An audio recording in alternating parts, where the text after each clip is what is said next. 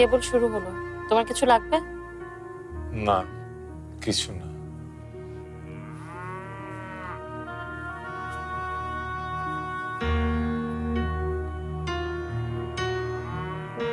কিছু বলবে বাবা? না, বলছিলাম পড়াটা শেষ করে আমাদের ব্যাগটা একটু গুছিয়ে নে।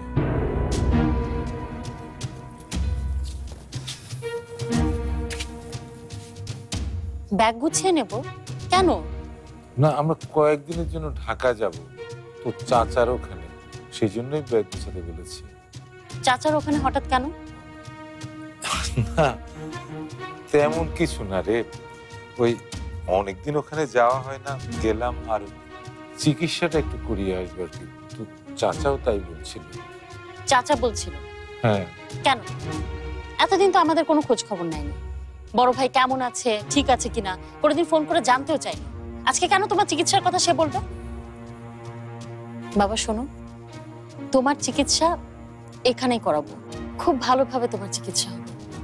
আমি করাবো তোমার চিকিৎসা। কিন্তু কিন্তু আমাদের কি আর কত টাকা আছে মা? কত টাকা বাবা? কত টাকা প্রয়োজন? শোনো, আমি আমার পড়াশোনা ছেড়ে দিয়ে একটা চাকরি নেব। আমি জানি যে এখানে খুব ভালো চাকরি নাই, তারপরও বাবা আমার রেজাল্ট তো ভালো। আমি এখানে তোমার ভালোভাবে চিকিৎসা করাবো। তুই তুই মা ঠিক বুঝতে পারছিস না। আমি সব বুঝতে পারছি বাবা। আচ্ছা ঠিক আছে, শোনো, তুমি প্রাইভেট পড়ানো বন্ধ করে দাও। তোমার এখন রেস্ট দরকার। আর আমি জানি যে এখানে খুব ভালো কোনো চাকরি পাবো না, কিন্তু বাবা আমার তো রেজাল্ট খুব ভালো, কিছু একটা হয়ে যাবে।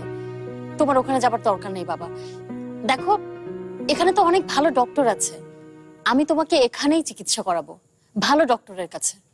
এখানে ডাক্তারদের দেখিয়েছি মা। ডক্টর দেখিয়েছো? কবে? আমি তো কিছু জানি না। বাবা তোমার কি হয়েছে? ডাক্তাররা আমাকে একটা টেস্ট করাতে বললো। টেস্টের রেজাল্ট তেমন ভালো হলো না। আমার মাথায় নাকি একটা টিউমার আছে। সেটা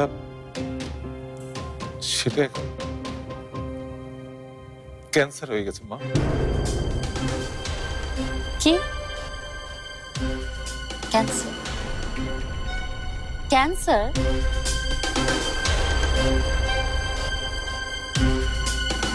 বাবা ওরা নিশ্চয়ই ভুল রিপোর্ট দিয়েছে। তোমার কেন ক্যান্সার হবে?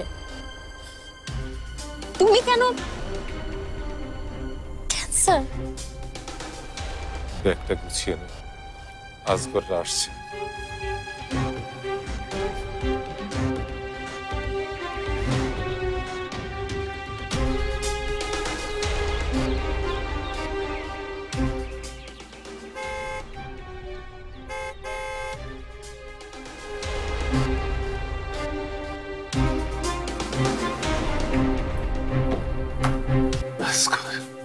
ভাইজান, ভাইজান, ভাইজান,